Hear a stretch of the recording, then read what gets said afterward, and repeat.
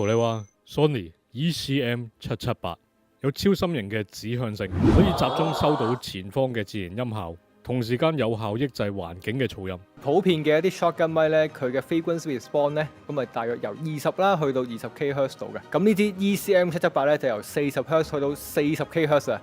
咁一啲人耳聽唔到嘅聲音咧，都可以經過後期處理之後啦，變得我哋聽到佢嘅質地啦。有唔少嘅 YouTuber 咧，又或者一啲 podcast 咧，都會用呢一類嘅 condenser 咪嚟到去做收音啦。咁個好處咧就係收出嚟嘅聲咧，真係非常之靚啊！咁但係通常咧，因為呢一啲咪都要擺得比較近身啦，同埋就係甚至乎真係要入晒鏡咧，先至可以收到最佳嘅效果嘅。但係如果唔想支咪穿崩嘅話咧，咁用呢一支嘅 ECM778 咁樣嚟到吊喺上邊嚟到收音啦，都可以做到一個幾唔錯嘅效果嘅。我哋有陣時都會用呢一類嘅 shotgun 咪咧嚟到去做機頂咪，因為呢一支 ECM778咧做得比較短身少少啊。